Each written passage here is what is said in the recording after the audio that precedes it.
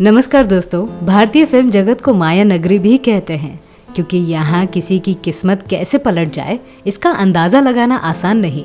यहाँ शान और शोहरत में जीने वाले लोग भी चंद दिनों में रास्ते पर आ जाते हैं। मशहूर अभिनेता अरुण आहूजा और भगवान दादा सबसे बड़े सबूत हैं। पर आज हम जिस इंसान की बात करेंगे उसका नाम शायद ही किसी ने सुना होगा। वे अपने ज़माने के मशहूर एक्टर और सिंगर हुआ करते थे। नमस्कार दोस्तों, मैं हूं आपकी अनामिका। मैं सुनाती हूं किस्से, कहानियां और भी बहुत कुछ आपके अपने चैनल पर, जिसे कहते हैं biography and real life story. Parshuram Laxman सोनिस का जन्म महाराष्ट्र के अहमदनगर जिले में 1924 के साल में हुआ था। एक साधारण परिवार में जन्म लेने के बावजूद उन्होंने अभिनय और संगीत जगत में अपना नाम रोशन करने का ख्वाब देखा। पर परिवार की गरीबी के चलते परशुराम सिर्फ चौथी कक्षा तक पढ़ाई कर पाए। पर फिर भी उन्होंने अपने कला को जीवित रखने की पूरी कोशिश भी की। 10 साल की उम्र में वे अपने परिवार के साथ मुंबई बस गए। बेटे का संगीत के लिए जुनून देखकर पिताजी ने कुछ स्टूडियो का दरवाज़ा खटखटाया। उस दौर के कुछ संगीतकारों की सिफारिश से रंजीत मूवीटोन ने परशुराम को मासिक वेतन पर काम पर रख लिया। महीना 20 रुपए तनख्वाह के साथ रहने का भी इंतजाम हो गया। पर 8 महीनों के बाद कुछ दंगे भड़कने लगे। दंगों को देखकर परशुराम डर गए और बिना वक्त बर्बाद किए रंजीत मूवीटोन से भाग गए। कुछ दिन के बाद मामला शांत हुआ और परशुराम दोबारा स्टूडियो आ गए। पर इस बार स्टूडियो मैनेजर ने उन्हें फटकार लगाते हुए कहा, ये कोई धर्मशाला नहीं है। तो इस तरह बड़ी मुश्किल से मिली हुई जॉब छूट गई। इसके बाद पिताजी परशुराम को लेकर पुणे आ गए। मशहूर फिल्मकार वी शांताराम ने परशुराम की आवाज़ तो सुन ली, उन्हें पसंद भी आया। पर उन्होंने परशुराम के पिताजी को ये कहकर मना कर दिया कि वे छोटे बच्चों को जॉब पर रखते नहीं। परशुराम के पिताजी जिद करने लगे तो प्रति महीने 5 रुपए कॉन्ट्रैक्ट पर शांताराम साहब ने परशुराम को अपने पास रख लिया। परशुराम को शांताराम के यहाँ छोड़कर पिताजी वहां से चले गए और परशुराम का फिल्मी सफर शुरू हुआ। उस दौर में गायन कला जानने वाले एक्टर्स की डिमांड ज्यादा थी, इसीलिए परशुराम को भी बहुत सारी फिल्मों में काम करने का मौका मिला। उनके गाने वे खुद गाते थे। खैर, उनका फिल्मी सफर साल 1937 की सुपरहिट फिल्म दुनिया ना माने के साथ शुरू हुआ। इसी फिल्म में उन्होंने अपना पहला गीत गाया, मन साफ तेरा है या नहीं। ये गीत जिस कलाकार पर फिल्माया गया था वो खुद परशुराम हैं। प्रभात फिल्म कंपनी के प्रभावशाली संगीतकार वसंत देसाई और केशवराव भोले के संगत में रहकर परशुराम ने अगले 10 साल तक अपनी आवाज़ फिल्मों को दी। पर फिर भी उनके आर्थिक परिस्थिति में सुधार आया नहीं। 1940 के साल में परशुराम की शादी लीलाबाई से हुई। इस विवाह के लिए भी शांताराम साहब ने उन्हें 500 रुपए दिए थे। आगे चलकर उन्हें एक बेटा और 2 बेटी भी हुई। परशुराम का फिल्मी सफर पूरी तरह से शांताराम पर निर्भर था।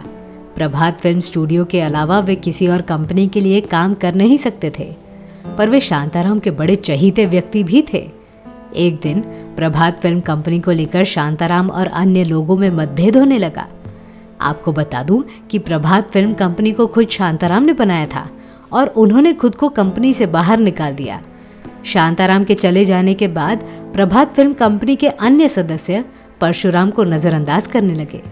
ये देखकर परशुराम ने भी जॉब छोड़ दिया और इंदौर स्थित एक मिल कंपनी में काम करने लगे। कुछ साल के बाद मुंबई आकर शांताराम ने राजकमल इस भव्य फिल्म कंपनी का उद्घाटन कर लिया और अपने परशुराम को दोबारा मुंबई बुला लिया। राजकमल फिल्म कंपनी की लगभग सभी फिल्मों में परशुराम ने अभिनय किया है। पर्वत पे अपना डेरा, जीवन यात्रा, मतवाला शायर राम जोशी, अंधों की दुनिया, भूल, अपना देश, मुरलीवाला, 3 बत्ती 4 रास्ता, गीत गाया पत्थरों ने, इन मशहूर फिल्मों में परशुराम छोटे बड़े किरदार में दिखते हैं। राजकमल फिल्म कंपनी के अलावा परशुराम ने अन्य लोगों के लिए भी काम किया था।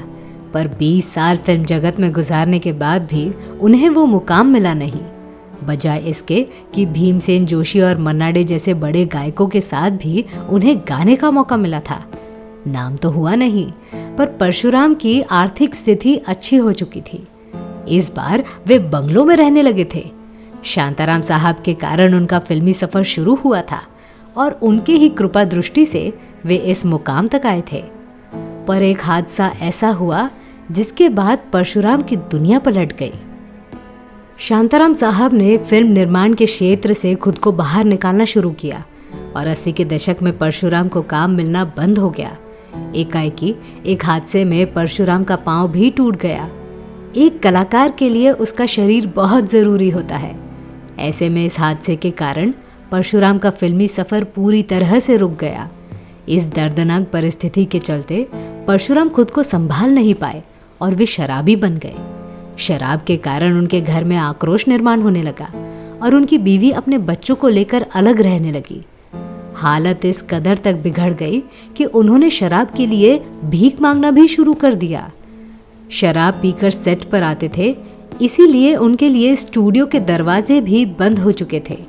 इस परिस्थिति में वो पूरी तरह से बर्बाद हो गए। 1977 के साल में अभिनेत्री तबस्सुम ने उन्हें भीख मांगते हुए देखा और उन्हें वहां से एक स्टूडियो लेकर आई। तबस्सुम के कारण आम जनता को इस भूले बिसरे एक्टर और सिंगर की कहानी पता चली। इसके बाद शिवसेना ने उन्हें हर महीने 100 रुपए देने का ऐलान भी किया। पर इतना सब होते हुए भी परशुराम की स्थिति में सुधार आया नहीं और 24 जनवरी 1978 में उनका निधन हो गया। आज के दौर में परशुराम का एक पोता मंगेश बर्डे न्यूजीलैंड में खुशहाल जीवन जी रहे हैं। तो मैं थी आपकी अनामिका। मेरी सुनाई हुई कहानी आपको कैसी लगी ये हमें कमेंट सेक्शन में ज़रूर बताइएगा और हमारे channel biography and real life stories को सब्सक्राइब करना न भूलें। नमस्कार।